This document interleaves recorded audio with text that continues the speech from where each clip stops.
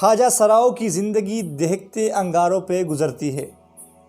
شاید ہم اس قدر بے حس ہو گئے ہیں کہ ہمیں ان تڑپتی زندگیوں کے دکھ درد کا ادراک ہی نہیں، بلکہ ہم کسی نہ کسی طرح ان انگاروں میں تپش بڑھانے کا سبب بن رہے ہیں۔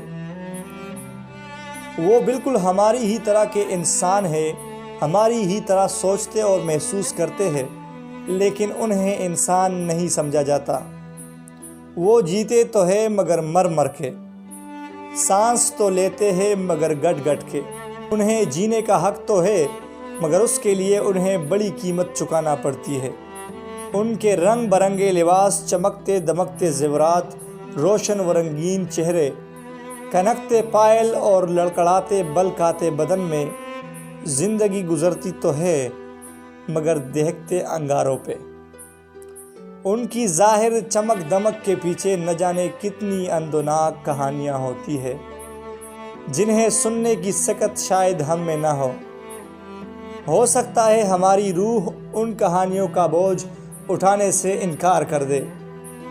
ایسی کہانیاں اسی دنیا میں ہمارے ارد گرد موجود ہے، مگر شاید غم کے ان جروکوں میں جھانکنے کی ہم میں ہمت نہیں، یا ان کی طرف غور کرتے ہوئے ہمارے پر جلتے ہیں۔ خواجہ سرا ہمارے معاشرے کا وہ پسا ہوا اور کمزور طبقہ ہے جس کی کمزوریوں، پریشانیوں اور دکھوں کا ہمیں احساس تک نہیں۔ وہ پیدائش سے لے کر مرگ تک کس کرب سے گزرتے ہیں، ہم اس پہ غور کرنے کے لیے تیار نہیں۔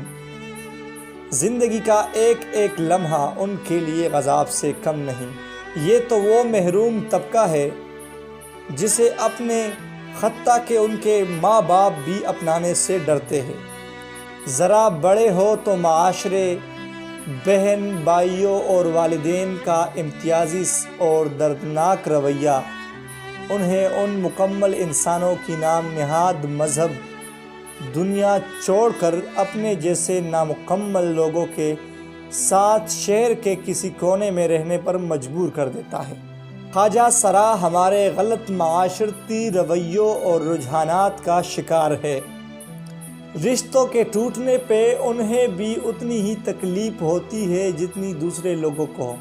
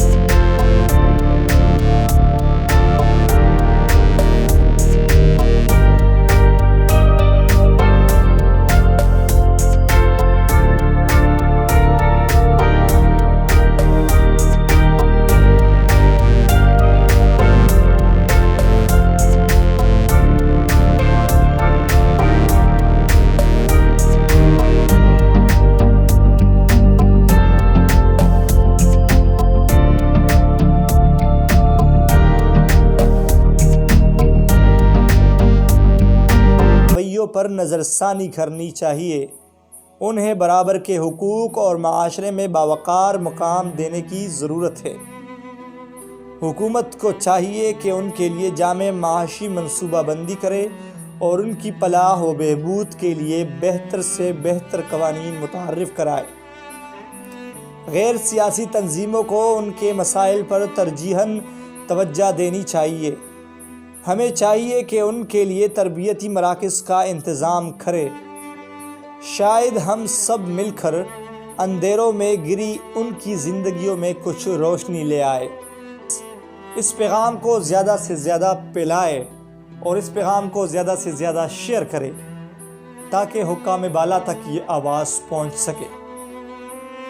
اللہ آپ کا حامی و ناصر ہو۔ بہت بہت شکریہ۔